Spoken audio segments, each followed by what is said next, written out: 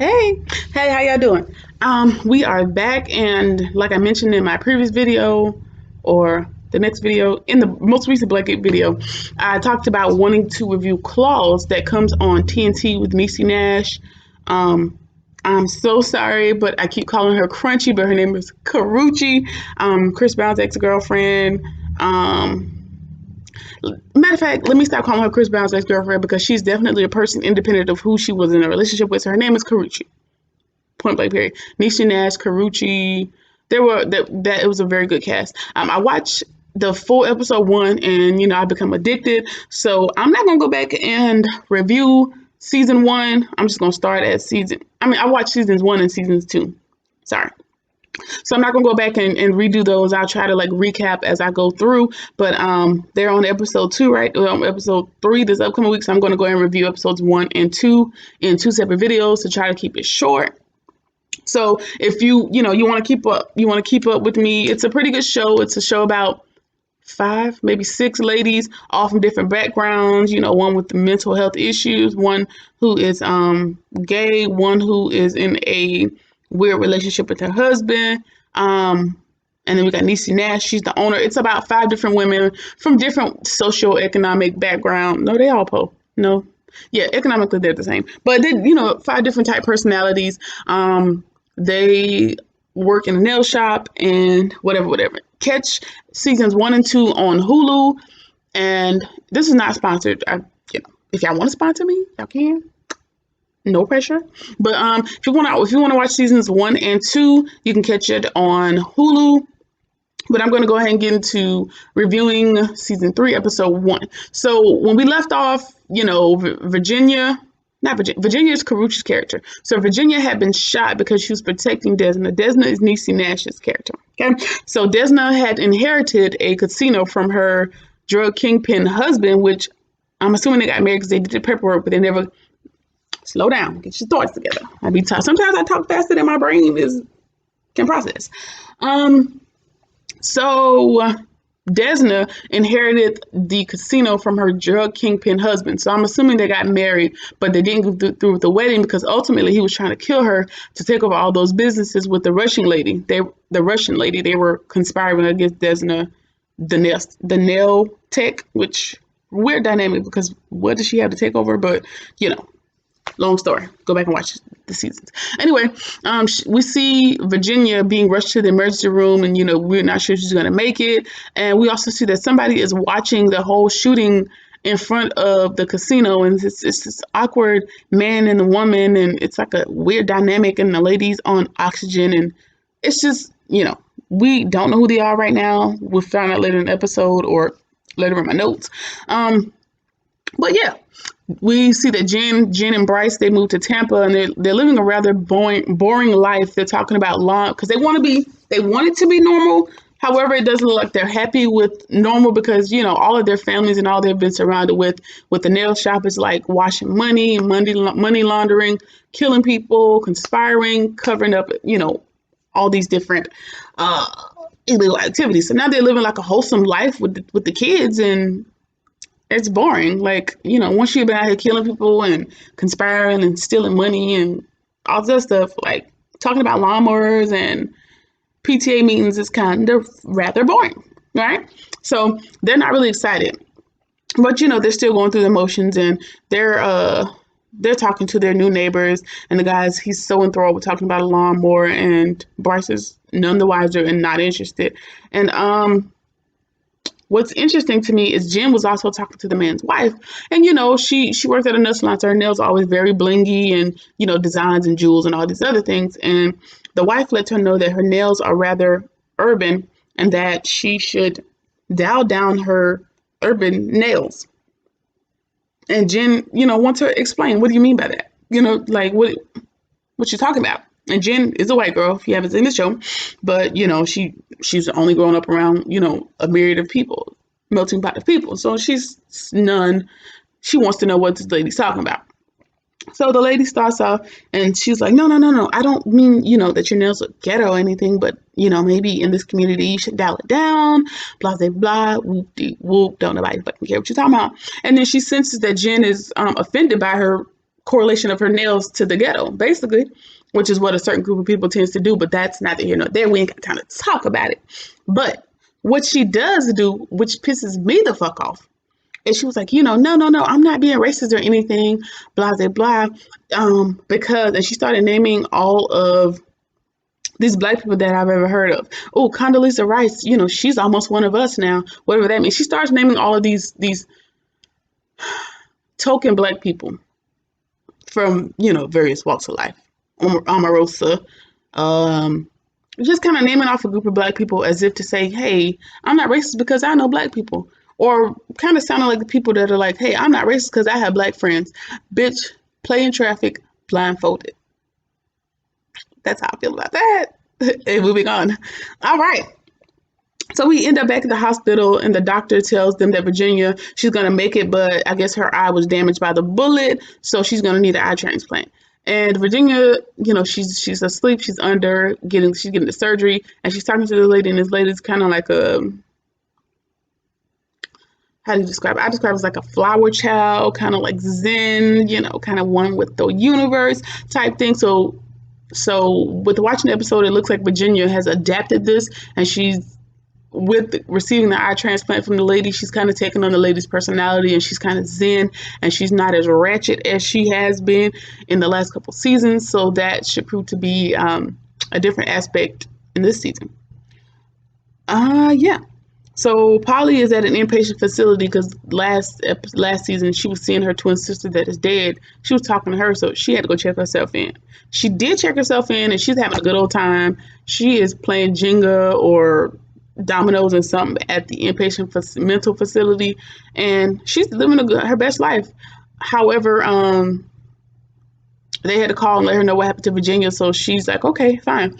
So the lady comes to her room and gives her medicine, and she takes it just happily. She's happy to take it. And as soon as the door closes, she has like this little Jimmy. You know how people tie sheets together in order to propel themselves down. She does it. However, it's about 2 stories too short. And so she's just hanging at the end of the sheets. And the nurse lady comes in, and she was like, what you doing? Why are you trying to escape? She's like, you guys can't hold me down, whatever. And she's like, this is a voluntary facility, which means you can just walk out the front door. And Polly's like, oh, yeah, you're right. Can you help me up? So she has to pull her back up. That was funny to me. Anyway, moving on, the weird couple, I guess the name is Mo and Mindy. It's Mo and somebody. It's like a very old guy, and then it's like the younger white lady. However, she's on an oxygen thingy because she smokes. She used to smoke really bad, but it doesn't match because she looks like she's like 40. Doesn't really matter. I just found that very weird to add to your character, considering she's very young, and I don't think whatever. Anyway, so I'm calling them the M's. So the M's is this weird white couple that own the casino, right? So the weird couple show up at the hospital with flowers for Desna, and they say, hey, Gregory was their partner. Well, Gregory was their partner, but I think Gregory was a minority owner, or was he a majority owner? And he gave them minority ownership because the guy is, let me think. The guy in the weird couple relationship, he is an Indian, so he has a minority. Okay, so I don't know. I'm making it up now. So the guy and Gregory, which is Desna's dead husband, are in partnership with the casino. However, I think Gregory's percentage is smaller. He's a minority owner in the casino, right? Cool. So they offered Desna a check for $50,000. Hey, Desna, we want to buy you out at the casino. It's a lot of work, blah, blah, blah. You don't want to be bothered with it. Here's your cut. Here's Gregory's portion of the casino, $50,000, which casino, even if it's a minority share, $50,000 is not enough. So stop playing with Desna. Anyway, and Desna is like, let me think about it or whatever. And not only does she doesn't want that $50,000. She wants her cut. She wants what she's owed. So we'll get into that a little bit later on in the episode as well. So what they're trying to do is they're trying to convince her to walk away, and Desna's like, nah, $50,000 ain't enough. Okay, so we'll come back to that story. Yeah. So Roller follows the weird couple because Desmond is like, hey, I need your help. Like, what's the deal with these people? He follows them to this random teepee out in the middle of the woods, and they have this black lady tied up, and they are like whipping her ass. They beating her, and the wife is about to stick her with a hot poker, and the lady's like, no, no, no, no, you guys still need me. I won't do it again. I'll learn my place. Blah blah blah. Whatever, whatever. And it looks like they may have ended up letting her go, or Roller ended up kidnapping her away from the M's. I don't know the dynamic, but Roller calls Desmond. He's like, hey, they had some lady tied up. Like, I don't know what we've gotten into with trying to fight with these owners, but they into some shit. Like, they had this lady tied up, and Roller's like, where's the lady? And Roller's like, yeah, she's in the back seat asleep. I helped her out. And then she wakes up and she realizes, like, oh shit, I'm in the back of the car. And this lady jumps out. Mid-traffic, jumps out, boom, boom, boom, boom, boom, tosses around on the ground, and she books it. Wow, she's gone. She's like, y'all ain't about to keep torturing me. She didn't know that Roller wasn't with them, but she ain't with the shits. Right. All right, so Roller lets her know, like, hey, I gotta call you back. This lady done jumped out the car, whatever, whatever. So, yeah, I don't know what the hell going on there. Well, I know now, but as we go through the episode, I didn't know what the hell was going on.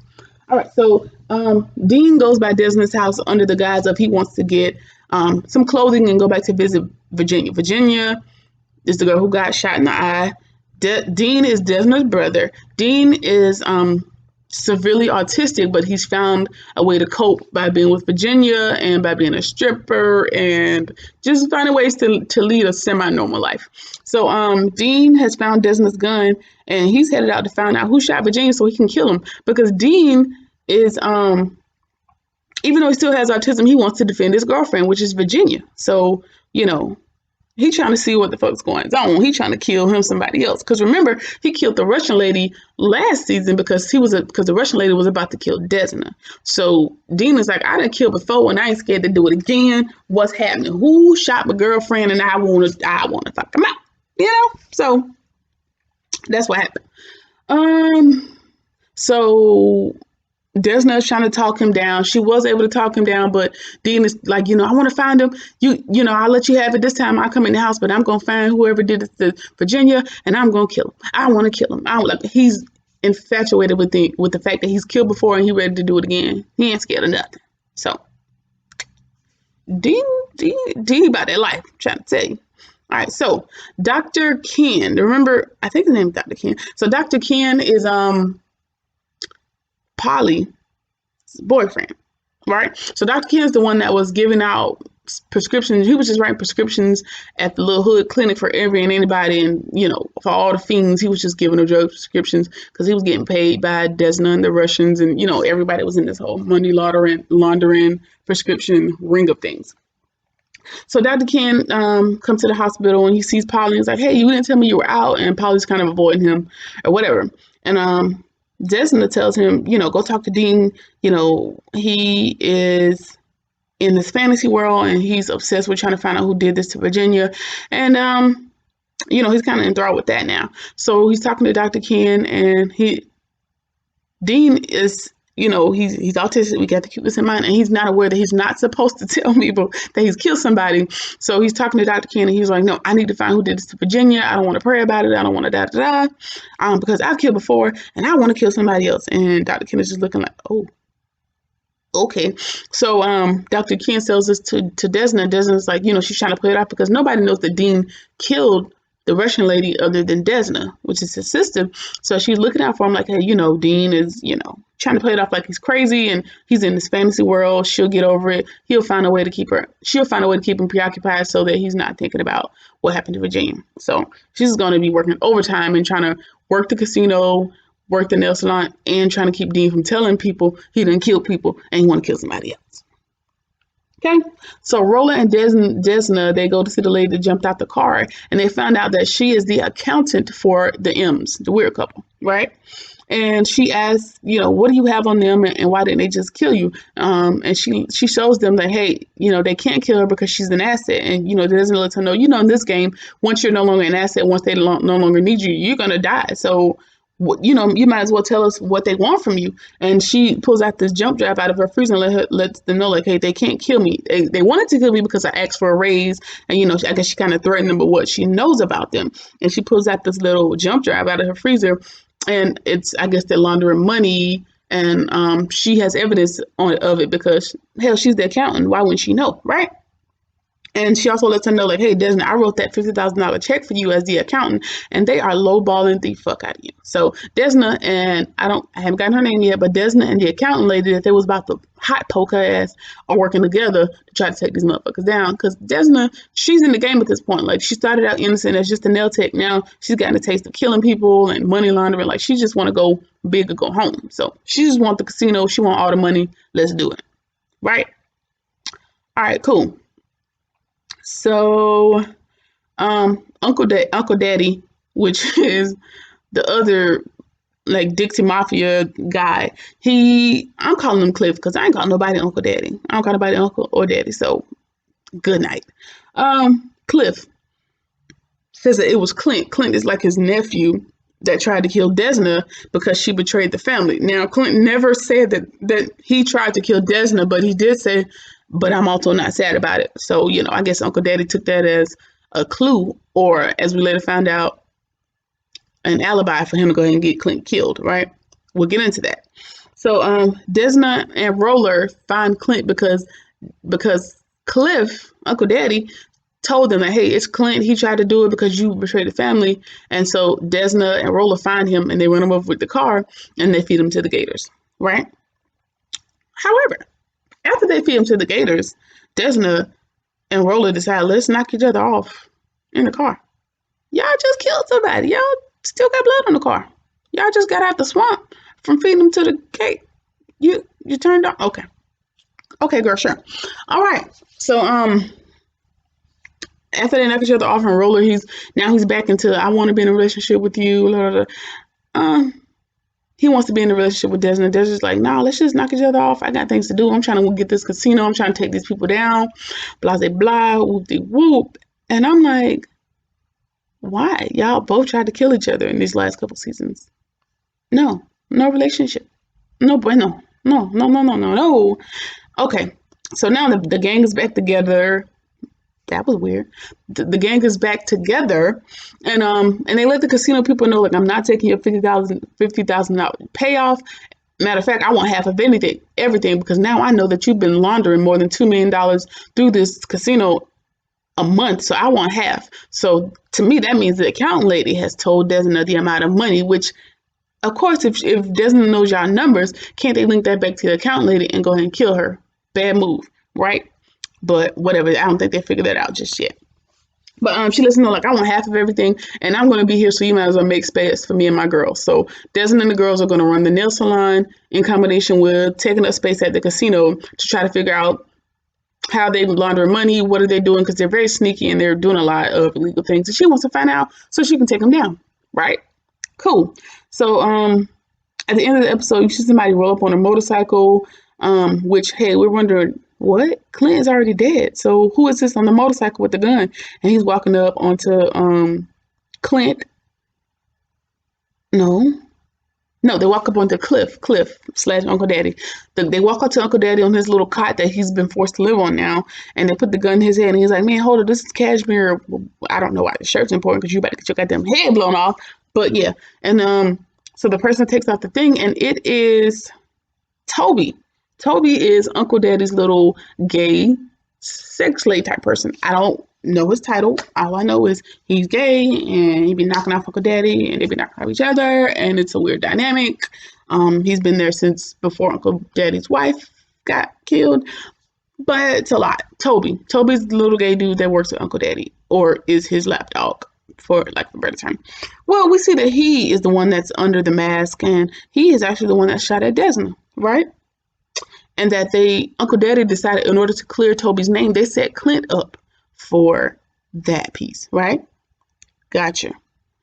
But it's weird to me because Clint says, hey, I'm sorry that I went rogue, which means you did it on your own, but I had to teach Desna a lesson. I wanted to get rid of her for treating you like a minority in your own country.